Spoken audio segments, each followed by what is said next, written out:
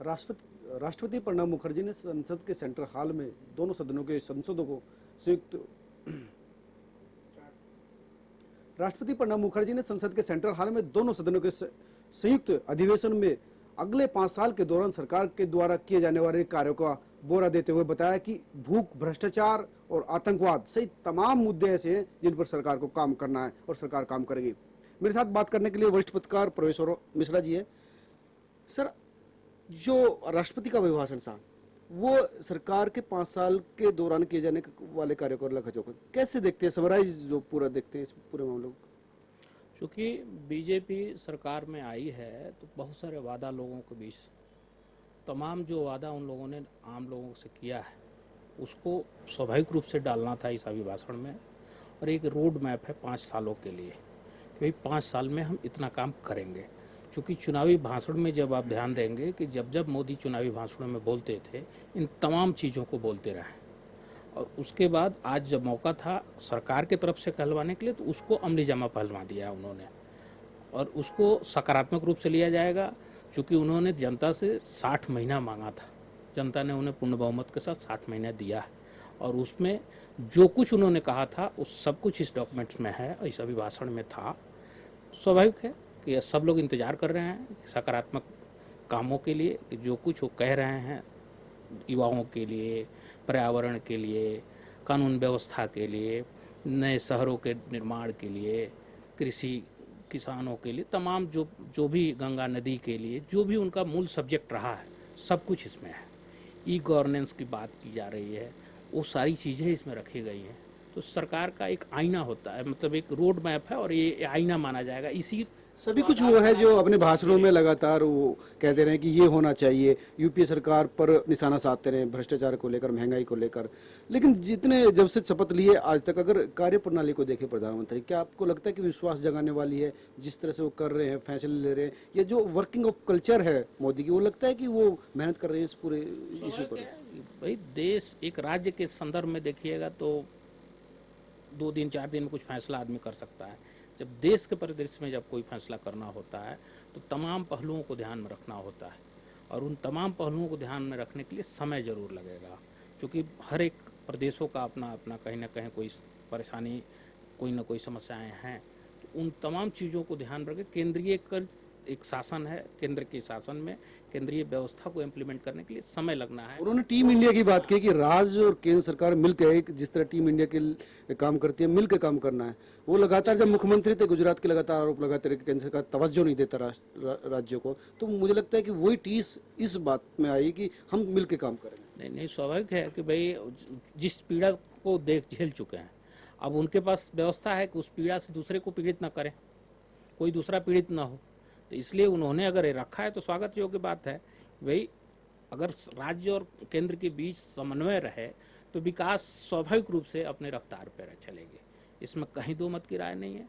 क्योंकि फाइलों के आदान प्रदान, नीतियों के व्यवहार में, शासन व्यवस्था में, अब चूंकि बीजेपी की शासन जरूर है लेकिन केंद्र सरकार है, इस चीज़ को नहीं भूलना चाहिए। मोदी अब प्रदेश के प्रधानमंत्री हैं, इस देश के 125 करोड़ लोगों के जनप्रतिनिधियों ने चुन चान के इनको यहाँ तक भेजा है। अब वो किसी एक व्यक्ति, एक व्यवस्था के बारे में नहीं बोलेंगे, पूरे देश के बारे में उनको सोचना है। और वो ये चीज़ कह रहे हैं, उसका भी स्वागत होना चाहिए और उस टीस को निश्चित रूप से निकालना चाहिए। और तमाम जो भाजपा शासित राज्य है उन लोगों को अब देखना चाहिए कि भाई संपर्क शासन काल में उनको क्या मिल रहा था, अब उनके दल के शासन में अब उनको क्या मिल रहा है। स्वास्थ्य की बात करते हैं तो स्वास्थ्य में कहा कि योग को भी इस स्वास्थ्य में जोड़ना चाहिए। उनका जुड़ाव रहा है, शुरू से योग से काफ़ी लगाव है उनका। योग, आयुष, दोनों चीज़ों को उन्होंने बढ़ाने की बात कही है। आयुष की व्यवस्था तो पिछली सरकार में भी थी, वैसा व्यवस्था था। इन्होंने प्लस एक योग के लिए कहा है। तो योग चूँकि रामदेव से ये लोग प्रभावित हैं, रामदेव ने एक रामदेव इफेक्ट तो नहीं मान सकते आप इसको, मोदी इफेक्ट है। रामदेव, मोदी खुद योगी हैं, योग करते रहे हैं, तो इसलिए इस महिलाओं को भी 33% आरक्षण की बात कही है उन्होंने कि सरकार ने वादा किया था, पिछली सरकार ने राज्यसभा में इस चीज़ को पास भी कराया है। तो स्वाभाविक है कि जो चीज़ें शुरू हो गई हैं उसको रोकना मुश्किल है किसी के। स्किल डेवलपमेंट पर ज्यादा ध्यान देने की बात की। कल भी उन्होंने कहा, आज राष्ट्रपति के अभिभाषण में भी कहा कि 65% से ज्यादा जो आबादी है वो 35 साल से कम आयु के, तो उनको स्किल्ड करना ये सबसे बड़ा महत्वपूर्ण होगा। ये कम लेकिन इजी नहीं है, बहुत बड़ा टास्क है, क्योंकि देश के युवा जो हैं वो कहीं ना कहीं अपने भविष्य को इनमें देखा है। युवा देखते हैं और देख रहे हैं, तो स्वाभाविक है उनकी भावना का कदर तो करना पड़ेगा। जिन्होंने इनको सबसे ज़्यादा आगे बढ़ चढ़ कर आगे इनको सपोर्ट किया है, उनके लिए नहीं करेंगे तो युवा भारत का निर्माण नहीं होगा, भविष्य से नहीं सुधरना है। क्योंकि आज अगर आप बुनियाद मजबूत करेंगे तो भविष्य बेहतर हो जाएगा। नक्सलवाद, आतंकवाद, जीरो टॉलरेंसी की बात कही है, लेकिन देश के चारों तरफ खतरा अभी भी बना हुआ है। पाकिस्तान में आतंकी हमला हुआ, पाकिस्तान की तरफ से यह आतंकवाद, तो ये भी सामरिक रूप से बड़ी चुनौती होगी।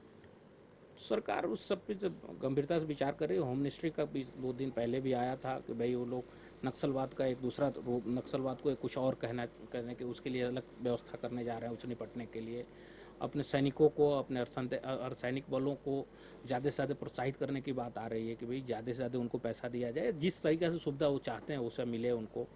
उसके पीछे एक ही है कि भाई लोग जो काम कर रहे हैं वो कहीं से दबाव फील ना करें, और जो सामने मोर्चा है उस मोर्चा पे कायदे से निपटे। और सरकार के सामने चुनौती आती जाती है, क्योंकि आंतरिक सुरक्षा, बाह्य सुरक्षा ये जिम्मेवारी है सरकार की, और वो उसको निभाएंगे। सभी के लिए पक्का घर, लगातार बिजली, स्वच्छ पानी की बात कर रहे हैं, नए शहरों की बात कर रहे हैं, 100 शहर नहीं, तो ये एक मेट्रो लगातार, मतलब तुरगति वाली रेल, तो ये अपने आप में बहुत निवेश मांगता है। 5 साल में सब पूरा नहीं किया जा सकता, ये सपना जरूर है, दिखाने के लिए, कहने के लिए बहुत खूबसूरत है, लेकिन 5 साल में सब कुछ पूरा हो जाएगा ये शायद मोदी भी जानते हैं कि नहीं पूरा कर सकते हैं। लेकिन संभावनाओं को जगा करके आम लोगों की भावनाओं को अपने पक्ष में करने की जो कला है उनमें, उसका एक जीता जागता उदाहरण है। क्योंकि चुनाव में उन्होंने जैसा कहा है उस चीज़ को आज भी अपने सरकार की तरफ से जो भाषण राष्ट्रपति ने पढ़ा है उसमें स्वाभाविक रूप से वो सब चीज़ें आई हैं, तो इसको अदरवाइज नहीं लिया जा सकता। ठीक है, जो दिखा रहे हैं, एक तो कार्यक्रम नहीं तय हो पाया है कि भाई 100 शहर कैसे बनाएंगे, ये तय नहीं है कि भाई आम लोगों को जो रोजगार देने के क्या है, तो वो सब देखने वाली बात है कि 2 महीना, 4 महीना, 6 महीना के अंदर सब अभी इतनी जल्दीबाजी में सरकार के गुण दोष का आकलन नहीं किया जा सकता। आज जो कर रहा है वो अपने हिसाब से करे। तो साफ है, राष्ट्रपति के अभिभाषण से ये साफ हो जाता है कि सरकार चाहती है कि बेहतर काम करे, लेकिन ये डिपेंड अब करता है कि धरातल पे वो कब तक आते हैं। वो वादे चुनाव के दौरान भी हुए थे और अभिभाषण से भी झलका कि सरकार के लिए बड़े टास्क आना है, लेकिन टास्क पूरा कब हो पाएगा ये समय बताएगा।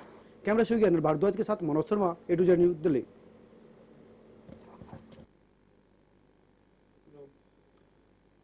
राष्ट्रपति ने